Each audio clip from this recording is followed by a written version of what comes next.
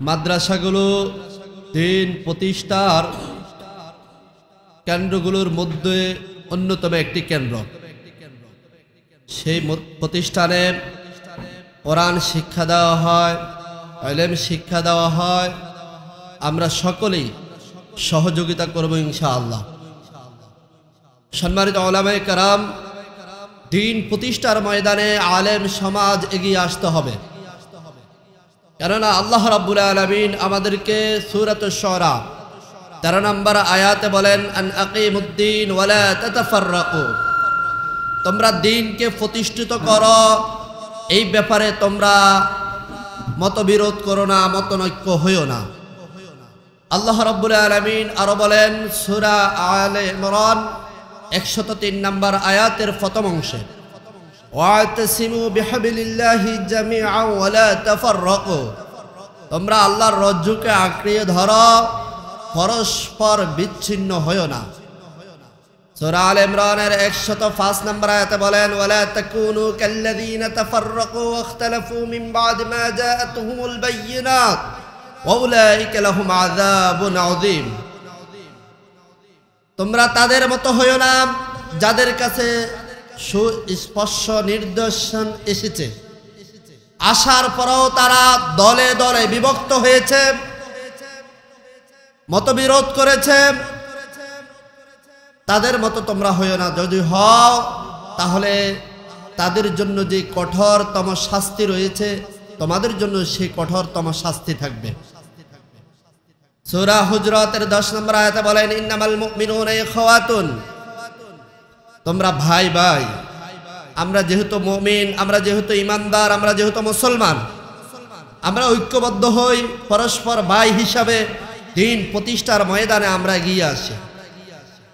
এই দিন প্রতিষ্ঠার জন্যই মূলত সকল নবী রাসূলদেরকে প্রেরণ করেছেন। আমাদের নবী মুহাম্মদুর রাসূলুল্লাহ সাল্লাল্লাহু আলাইহি ওয়াসাল্লামকে প্রেরণ করা হয়েছে। তার উদ্দেশ্য সূরা তাওবার 33 নম্বর আয়াত, সূরা ফাতহের 28 নম্বর আয়াত, সূরা সাফের 9 নম্বর আয়াতে বলছেন, ওয়াল্লাযী আরসালা রাসূলাহু বিল হুদা ওয়া দীনিল হক লিইয়ুযহিরাহু আলাদ দীনি কুল্লি, সেই মহান সত্তা তিনি তার রাসূলকে প্রেরণ করেছেন হেদায়েত এবং সত্য দিন সহ, যাতে করে এই পৃথিবীতে যত মত রয়েছে, যত মতদর্শ রয়েছে, যত ধর্ম রয়েছে, সকল ধর্ম থেকে দ্বীনকে প্রতিষ্ঠিত করতে পারে, ইসলামকে বিজয় করতে পারে। যে ইসলাম বিজয়ের কাজ করলে, যেই দ্বীন প্রতিষ্ঠার কাজ করলে আল্লাহ সুবহানাহু ওয়া তাআলা নিজেই সূরা সাফের 10 নম্বর আয়াত থেকে 13 নম্বর আয়াত পর্যন্ত 5টি পুরস্কারের ঘোষণা দিয়েছেন। 1 নম্বর পুরস্কার হলো দ্বীন প্রতিষ্ঠার ময়দানে কাজ করলে, দ্বীন প্রতিষ্ঠার ময়দানে সহযোগিতা করলে আল্লাহ রাব্বুল আলামিন তাদেরকে জাহান্নামের আগুন থেকে মুক্তি দিয়ে দিবেন। 2 নম্বর, দ্বীন প্রতিষ্ঠার ময়দানে কাজ করলে আল্লাহ রাব্বুল আলামিন তাদের পূর্বের সকল গুনাহগুলো মাফ করে দিবেন। 3 নম্বর, আল্লাহ রাব্বুল আলামিন তাদেরকে জান্নাতের মেহমান হিসেবে কবুল করবেন। 4 নম্বর, আমরা আল্লাহর সাহায্য চাই বদর উহুদ যুদ্ধের মতো, যে সকল যুদ্ধে আল্লাহ রাব্বুল আলামিন সরাসরি সাহায্য করেছেন, ঠিক তদ্রূপভাবে দ্বীন প্রতিষ্ঠার ময়দানে কাজ করলে আল্লাহ রাব্বুল আলামিন আমাদেরকে সাহায্য করবেন। 5 নাম্বার, আমরা সকলেই চাই ইসলামী হুকুমত, দ্বীন কায়েম হোক, দ্বীন বিজয় হোক। কথা বলেন ঠিক কিনা? আমরা সকলেই চাই তো ইসলামী রাষ্ট্র, ইসলামী হুকুমত আমরা সকলেই চাই। আল্লাহ রাব্বুল আলামিন বলেন, এই দ্বীন প্রতিষ্ঠার ময়দানে জিহাদ ফি সাবিলিল্লাহর কাজ করলে আল্লাহ রাব্বুল আলামিন তোমাদের মনের আশা পূরণ করে দিয়ে আল্লাহ রাব্বুল আলামিন তোমাদেরকে বিজয় দান করে দিবেন। আসুন সকলে দ্বীন প্রতিষ্ঠার ময়দানে আসি।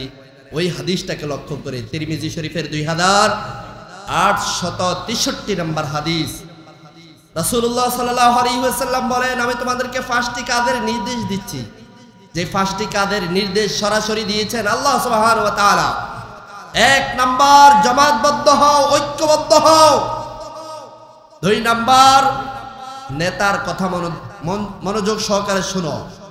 3 নাম্বার, নেতার আনুগত্য করো। 4 নাম্বার, ইসলামের জন্য দিন প্রতিষ্ঠার ময়দানে কাজ করার জন্য হিজরত করো, যখন যেখানে প্রয়োজন তখন সেখানে। 5 নাম্বার, দিন প্রতিষ্ঠার জন্য জিহাদ ফি সাবিলিল্লাহর কাজ করো।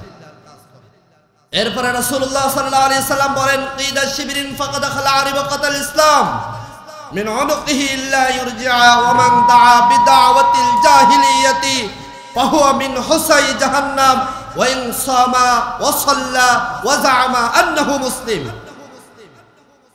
যে ব্যক্তি ইসলামী দল থেকে, ইসলামী সংগঠন থেকে এক বিগত পরিমাণ দূরে সরে গেল, সে যেন নিজের গর্দান থেকে ইসলামের রশি খুলে ফেললো, যতক্ষণ না পর্যন্ত সে ফিরে আসলো। যে ব্যক্তি জাহিলিয়াতের নিয়ম নীতির দিকে ডাকবে, সেই ব্যক্তি জাহান্নামের জ্বালানি হবে, যদিও সে নামাজ পড়ে, রোজা রাখে, নিজেকে মুসলিম দাবি করে। সর্বশেষ জাতির শ্রেষ্ঠ সন্তান উলামায়ে কেরামদেরকে বলবো, আসুন সকল মতবিরোধ ভুলে গিয়ে দিন প্রতিষ্ঠার জন্য আমরা ঐক্যবদ্ধ হই। আল্লাহ রাব্বুল আলামিন আমাদের সকলকে কবুল করুক। সকলে বলুন আমিন। আসসালামু আলাইকুম ওয়া রাহমাতুল্লাহি ওয়া বারাকাতুহু।